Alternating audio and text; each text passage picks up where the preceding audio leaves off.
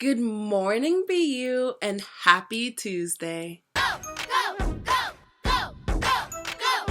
Today, our theme is perseverance. Mostly because all of the fun updates and random things that I'm going to tell you have to do with me being perseverant, and patient. So, first, an update on my plants. The plants have gotten so much bigger since you guys last saw them. I think they might really be ready to go outside. Also, update number 2, after months of searching, I finally found a sewing machine. I had been looking for one for months so that I could remix my clothes, and do little crafts. And I finally found one, so I'm so happy. And last but not least, I have another read aloud for you guys, a story about perseverance. I hope you enjoy. Emmanuel's Dream, the true story of Emmanuel Ofoshu Yeboah. In Ghana, West Africa, a baby boy was born. 2 bright eyes blinked in the light. 2 healthy lungs let out a powerful cry. 2 tiny fists opened and closed, but only 1 strong leg kicked. Most people thought he would be useless, or worse, a curse. His father left never to return, but his mother had faith. Her name was Comfort, and she named her first child Emmanuel, meaning God is with us. As Emmanuel grew, Mama Comfort told him he could have anything, but he would have to get it for himself. He learned to crawl and hop, to fetch water and climb coconut trees. He even shined shoes to earn money. Most kids with disabilities couldn't go to school. Still, Emmanuel's mother carried him there until one day she said, "You are too heavy." From then on, Emmanuel hopped to school and back, 2 miles each way, on 1 leg, by himself. That's very perseverant. At first, nobody would play with him.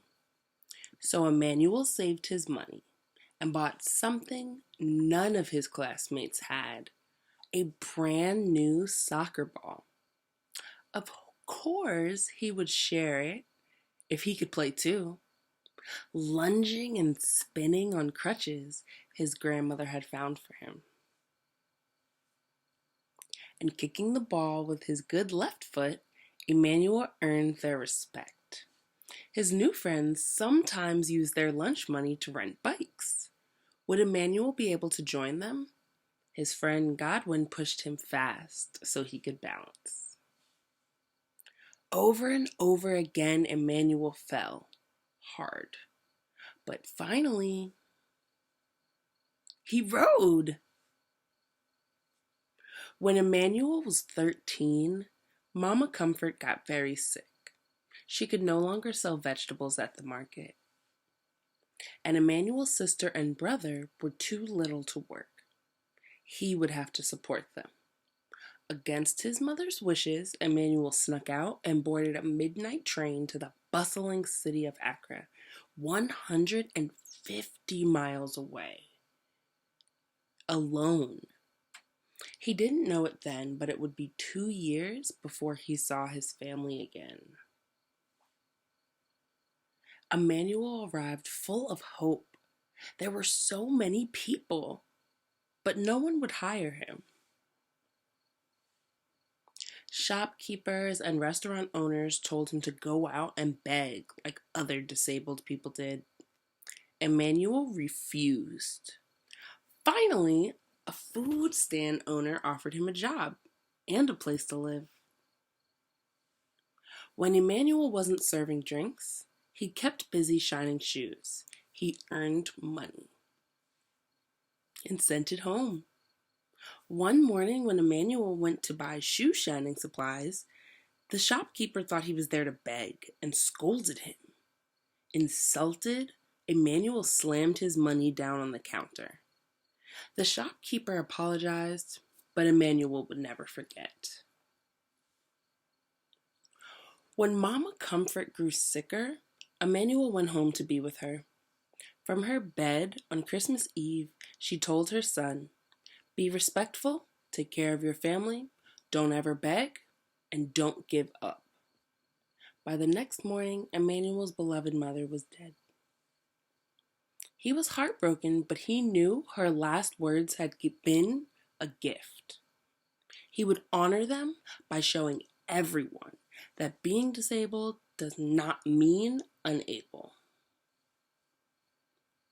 It was a big dream, but Emmanuel had a plan. Emmanuel had a sharp mind, a bold heart, and one strong leg. All he needed was a bike.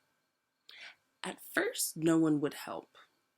They thought his plan to bicycle around Ghana was impossible. Then Emmanuel wrote to the Challenged Athletes Foundation, all the way in San Diego, California. Wow. They sent him a bike, plus a helmet, shorts, socks, and gloves. Emmanuel started training for the long ride. He persuaded the king of his region to give him a royal blessing. He went door to door asking for additional support. Finally, he hired a taxi to follow him with drinking water, a camera, and his best friends. Then Emmanuel tied his right leg to the bike's frame, jammed his left foot into a flip-flop attached to the pedal, and rode. Emmanuel pedaled through the bustling city of Accra. He pedaled through rainforests, over rolling hills, and across wide, muddy rivers. He pedaled past opium forests and plantain farms and through the market city of Kumasi. He pedaled as trucks roared past on the narrow highways and wild animals stalked his thoughts. He pedaled through vast grasslands and into the ancient city of Tamale. He rode up, down, across, and around his country, proudly wearing the colors of its flag on a shirt printed with the words, "The Pozo," or the disabled person. Along the way, Emmanuel talked to those with physical challenges and those without, to poor farm workers and wealthy landowners, to religious leaders, government officials, and reporters. He wanted everyone to see him and his disability. He wanted everybody to hear him and his message. The farther Emmanuel rode, the more attention he got. Children cheered, able-bodied adults ran or rode along with him. People with disabilities left their homes and came outside, some for the very first time. The young man once thought of as cursed was becoming a national hero. He completed his astounding journey, pedaling south to the sea and back up to Accra, nearly 400 miles, wow, in just 10 days. But Emmanuel's success goes even further than that. He proved that one leg is enough to do great things, and one person is enough to change the world. In this world, we are not perfect. We can only do our best.